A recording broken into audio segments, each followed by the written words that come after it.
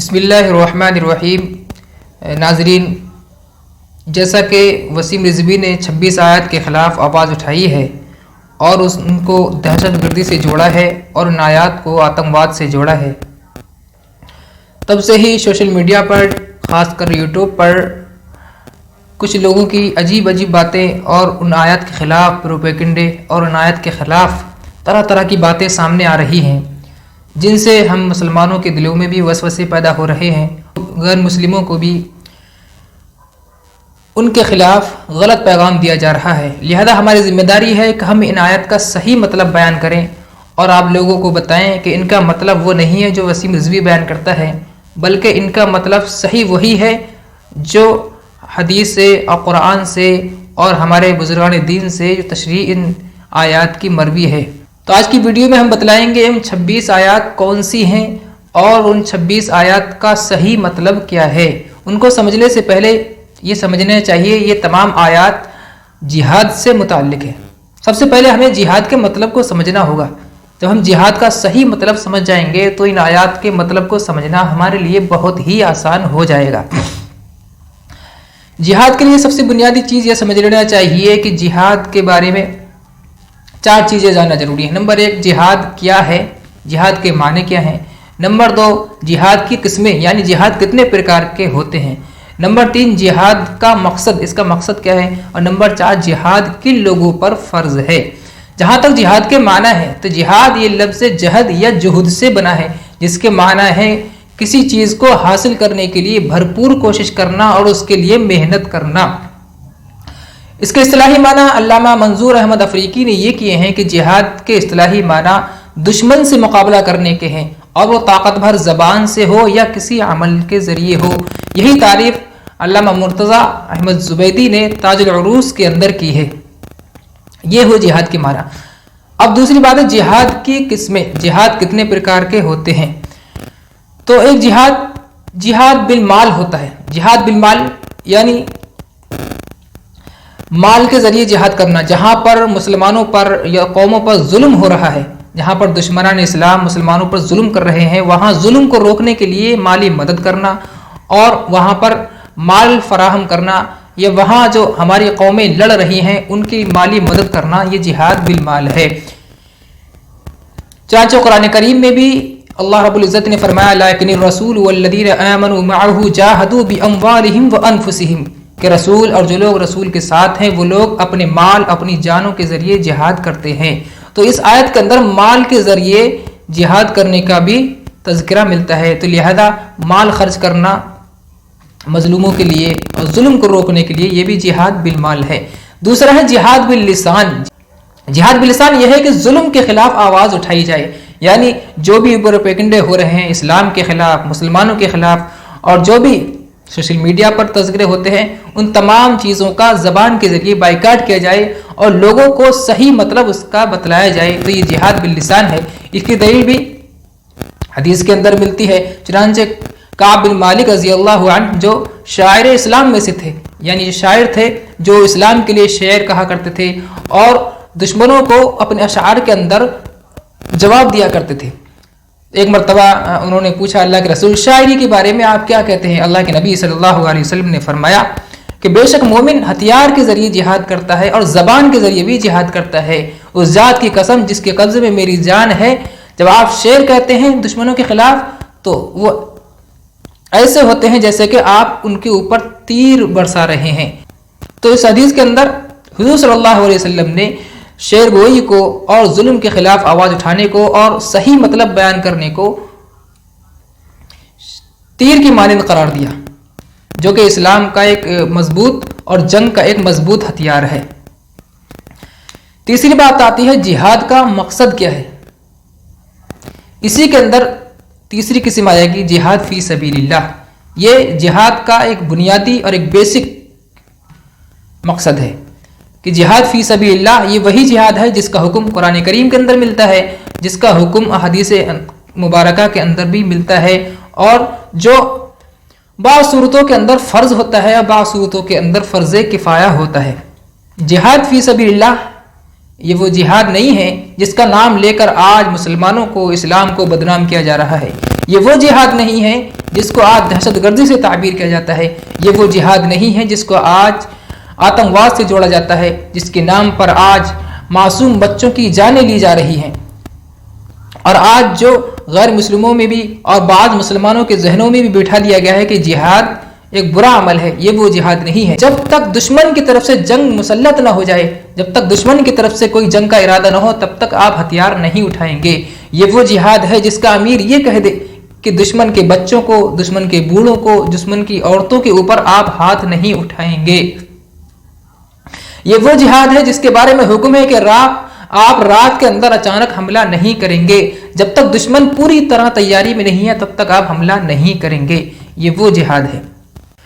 چنانچہ جب آپ سیرت کا مطالعہ کریں گے اور تاریخ اسلامی کا مطالعہ کریں گے تو آپ کو پتہ چلے گا کہ 27 ایسی جنگیں ہیں جس میں حضور صلی اللہ علیہ وسلم نے بذات خود شرکت کی ہے۔ ان 27 جنگوں میں بھی اور اس کے علاوہ جو سرایہ ہوئے ہیں ان میں بھی تب تک مسلمانوں کی طرف سے حملہ نہیں ہوا ہے جب تک کہ دشمن پوری طرح تیار نہیں ہوا ہے۔ چنانچہ جتنے بھی غزوات ہوئے ان تمام غزوات میں کافروں کی طرف سے، مشرکین کی طرف سے جنگ کی پہل ہوئی ہے۔ اس کے جواب میں حضور صلی اللہ علیہ وسلم نے، صحابہ نے کارروائی کی ہے۔ تو یہ اس بات کی علامت ہے کہ جہاد فی سبیل اللہ یہ ظلم نہیں ہے، بلکہ ظلم کو روکنے کے لیے یہ جنگ لڑی جاتی ہے۔ جس طریقے سے دوسری قومیں اپنے دھرم کے لیے اور اپنی دھرم کی حفاظت کے لیے اور اپنی عزت، اپنے جان اور مال کی حفاظت کے لیے جنگیں کرتی ہوئی آئی ہیں، اسی طرح اسلام نے بھی اس چیز کی ترغیب دی ہے کہ اسلام کے دفاع کے لیے، اسلام کو بچانے کے لیے، ظالموں کو، ظلم کو روکنے کے لیے اور انصاف دلانے کے لیے جنگیں لڑی جائیں۔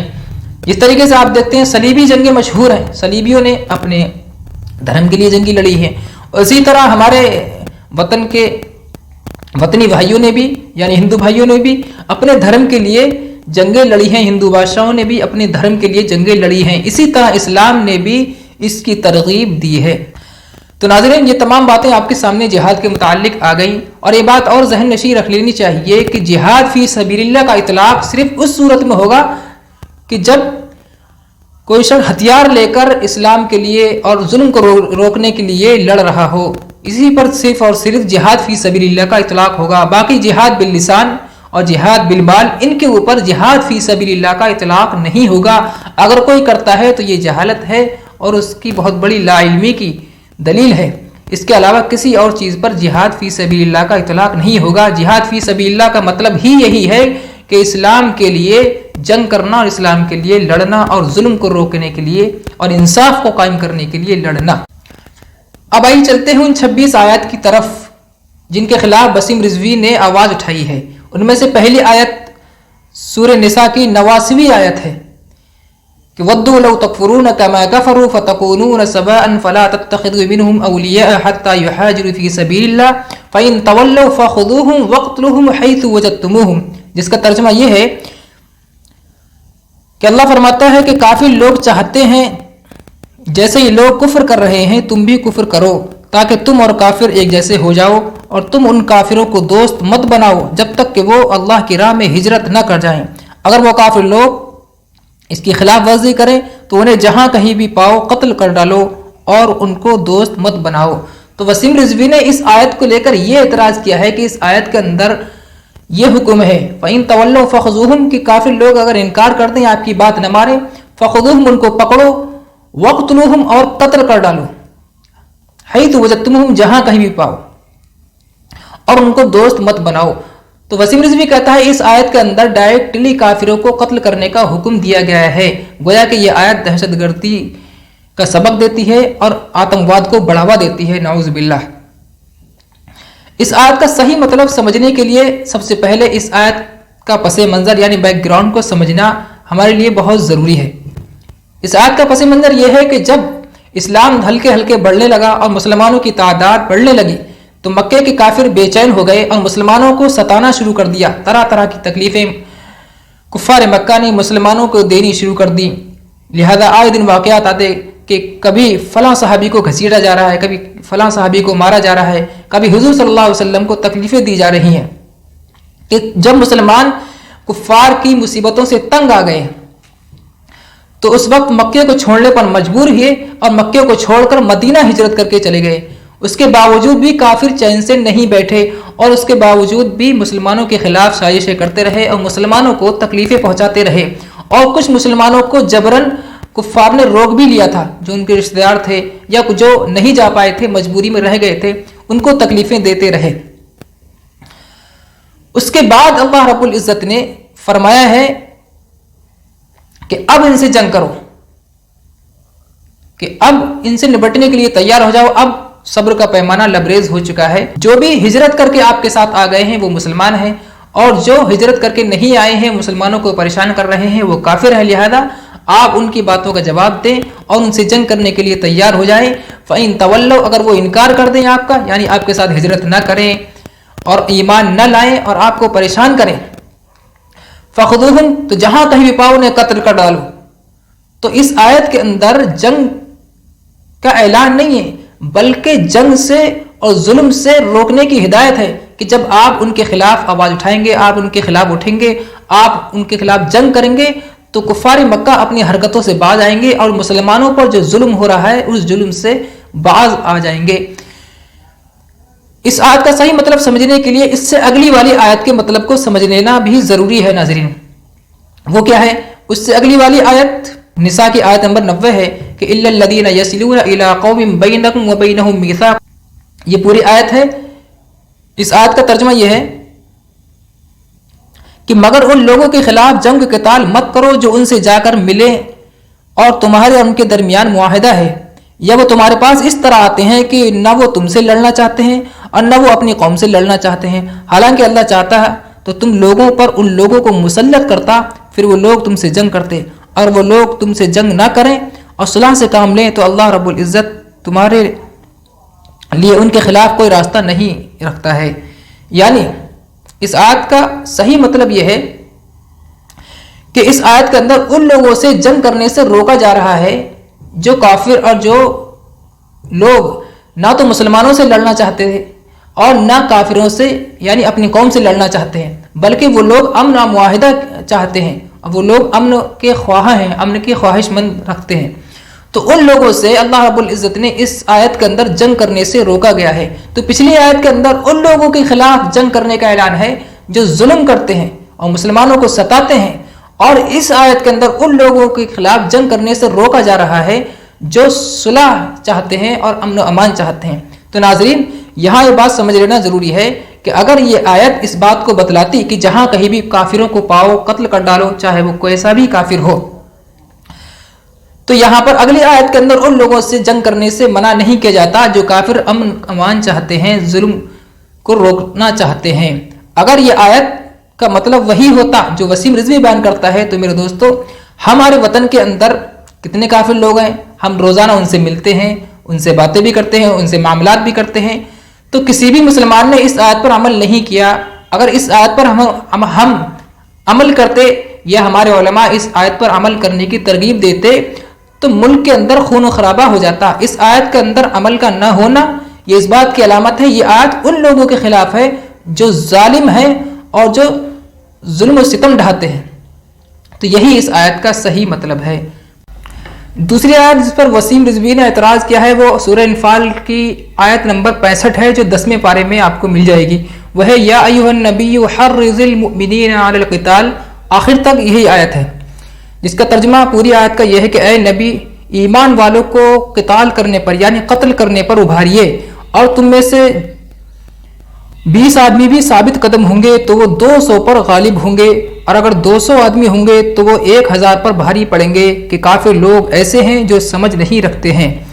इस आयत को लेकर वसीम रिजवी ये कहना चाहता है कि इस आयत के अंदर मुसलमानों को कत्ल करने पर उभारा जा रहा है कि या अय्युहन नबिय्यु हर्रिज़िल मुमिनीना अलल क़िताल, के ऐ नबी, ईमान वालों को कत्ल करने पर उभारिए। तो गोया ये कहना चाहता है वसीम रिजवी कि इस आयत के अंदर मुसलमानों को कत्ल करने पर, काफिरों को मारने पर उभारा जा रहा है। गोया इस आयत के जरिए मुसलमानों को आतंकवाद बनाया जा रहा है। इसका सीधा सा जवाब यह है कि इस आयत का भी बैकग्राउंड देखना होगा कि यह आयत किस हालत में नाजिल हुई और जिस वक्त यह आयत नाजिल हुई थी उस वक्त सिचुएशन क्या थी और कैफियत क्या थी। یہ آیت جنگ بدر کے موقع پر نازل ہوئی۔ جنگ بدر بڑی مشہور جنگ ہے جس کے بارے میں آپ نے سنا ہوگا کہ جنگ بدر یہ اسلام کی سب سے پہلی جنگ ہے اور مسلمانوں کی سب سے بڑی فتح اور مسلمانوں کی سب سے بڑی کامیابی والی جنگ ہے۔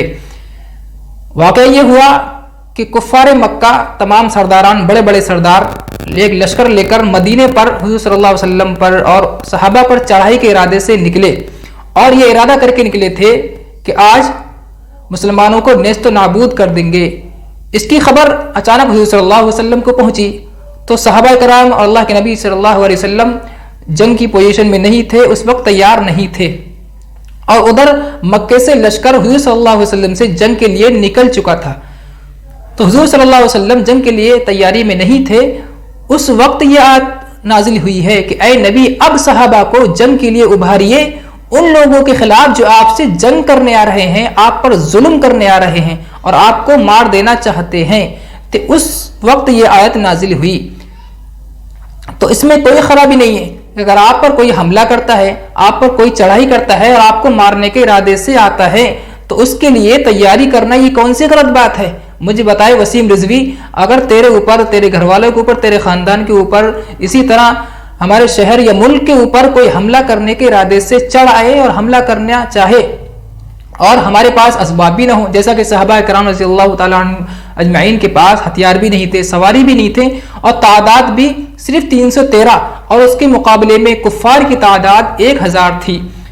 تو ایسے ہی اگر ہمارے ملک پر، ہمارے قوم پر کوئی حملہ کرنا چاہے اور حملہ کرنے کے لیے تیاری کر لے تو اس وقت اپنی قوم کو جگانا اور اپنی قوم کو تیار کرنا یہ کون سی غلط بات ہے؟ اس میں کوئی خرابی نہیں ہے۔ پھر دوسری بات یہ ہے، کفار خود حضور صلی اللہ علیہ وسلم سے جنگ کرنے کے لیے آئے تھے، حضور صلی اللہ علیہ وسلم سے جنگ کی پہل نہیں تھی۔ اس کی واضح دلیل یہ ہے کہ یہ جنگ بدر کے قریب، بدر ایک گاؤں کا نام ہے جہاں بہت سے کنویں تھے، بدر کے قریب ہوئی ہے۔ اگر حضور صلی اللہ علیہ وسلم کی طرف سے اس جنگ میں پہل ہوتی، خود حضور صلی اللہ علیہ وسلم کفار سے لڑنے کے لیے جاتے، تو یہ جنگ مکے کے قریب ہونی چاہیے، بلکہ مکے کے قریب نہ ہونا، مکے سے کوسوں دور یعنی مدینے کے قریب بدر کا کنواں ہے، وہاں اس جنگ کا ہونا یہ اس بات کی علامت ہے کہ یہ جنگ کفار کی طرف سے اللہ کے نبی اور صحابہ پر مسلط کر دی گئی تھی۔ تو اس ظلم کو روکنے کے لیے، کفار کے ظلم کو روکنے کے لیے اور مظلوموں کی مدد کے لیے اور انصاف کو قائم کرنے کے لیے اور امن و امان کے لیے اس جنگ کو حضور صلی اللہ علیہ وسلم نے لڑا ہے۔